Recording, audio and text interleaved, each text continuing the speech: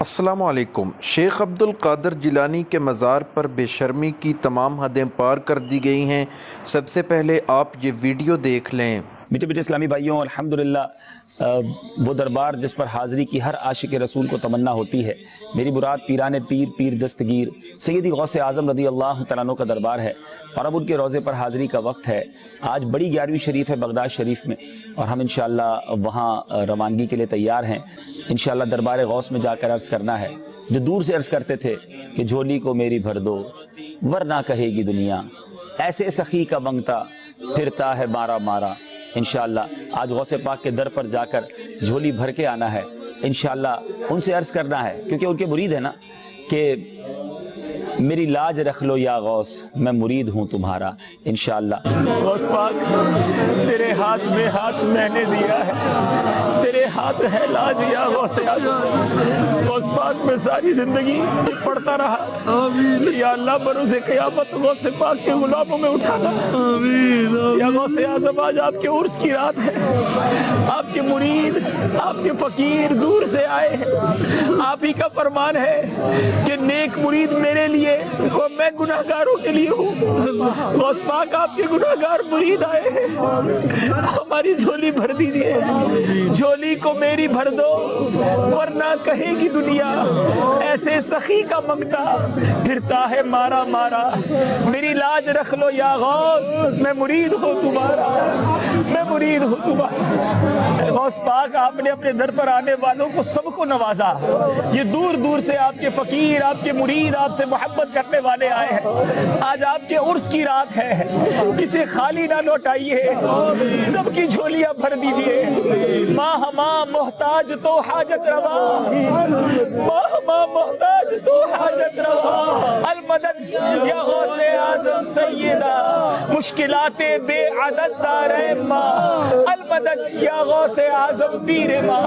امداد کن امداد کن، از بند غم آزاد کن، در دین و دنیا شاد کن، یا غوث اعظم دستگیر، یا شبیر یا شبر، یا عثمان یا حیدر، دفع شر کن خیر آور، یا شبیر یا شبر۔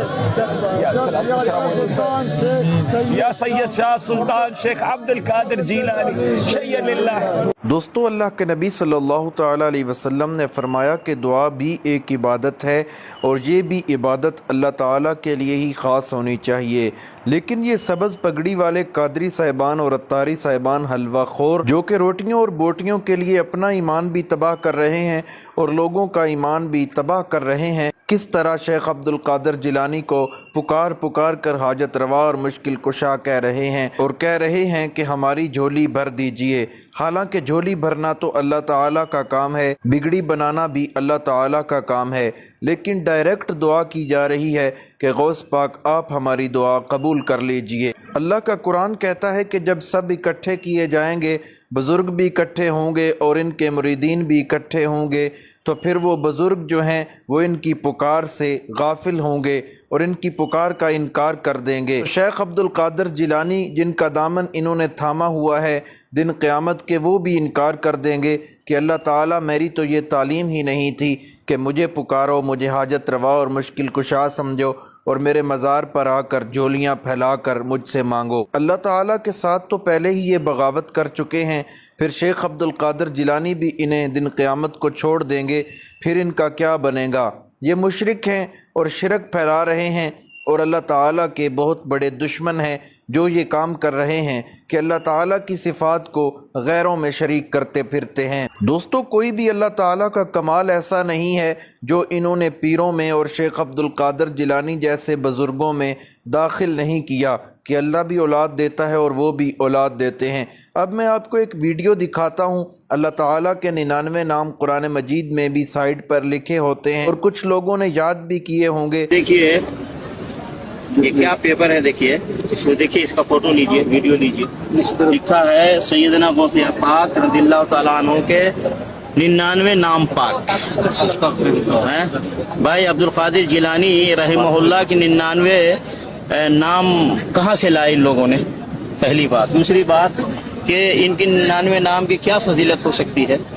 اگر فضیلت ہے تو اللہ رب العالمین کے 99 نام کی فضیلت ہے. نبی علیہ الصلوۃ والسلام نے اس کی فضیلت بیان فرمائی ہے کہ نبی صلی اللہ علیہ وسلم فرمایا کہ ان للہ 99 اسما من احصاها دخل الجنہ، کہ اللہ کی 99 نام ہے، جس نے اس کو یاد کیا یعنی اس کو سمجھا، اس کے مطابق عمل کیا، وہ جنت میں جائے گا. لیکن یہ غوث شیخ عبد القادر جیلانی کے 99 نام کی کیا فضیلت ہے؟ دیکھیں اس طرح کی چیزیں اس کو پھیلاتے ہیں یہ لوگ. اور پھر اس کے بعد کیا لکھا ہے اس میں؟ هو القطب الذي لا قطب الا هو عبد القادر جیلانی هو غوث الذي لا غوث له، یعنی یہ عبد القادر جیلانی ایسے مدد کرنے والے ہیں کہ ان کے علاوہ کوئی مددگار نہیں.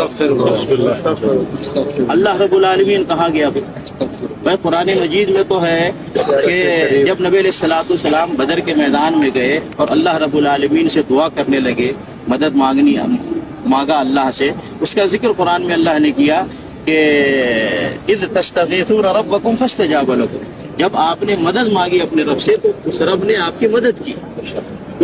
تے اللہ نے اس مختصر کلمے دے اندر پورے اسلام نو سمیٹ دیتا ہے. ہکے لا دے اندر جلے لا آیا ہے سارے دی نفی ہو گئی ہے، سارے دا رگڑا پھیر چھوڑیا، سارے تے ہارویسٹر چل گئی ہے، سارے تے بلیڈ تے میڑا پھر گیا ہے.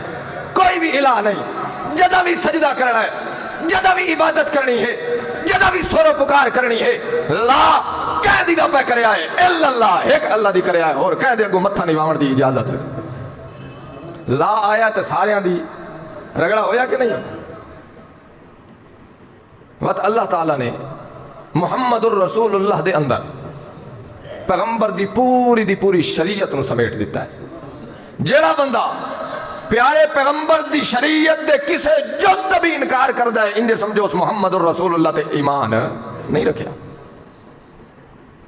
جیڑا بندہ پیغمبر دی سنت دا انکار کر دے، مثلا نکاح کرنا سنت ہے، کوئی بندہ آدھا میں نکاح تا نہیں کریں دا، وقت اسلامی ملک ہے تے اسا مولوی لوگ جو ممبر رسول تے بہ کے کوئی گل کرائیں تا دوئے دے ڈالے سانو بھی چاہ کے لے وہیں دن.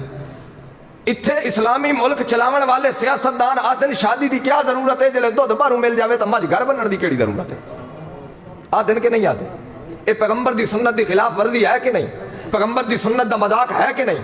اس دی بکواس دا مطلب اے ہے کہ جلے عورتاں دے نال مباشرت تے ہم بستری کرن واسطے سانو باروں کرائے تے مل ویندیاں، نکاح کر کے گھر لے آون دی کیڑی ضرورت ہے؟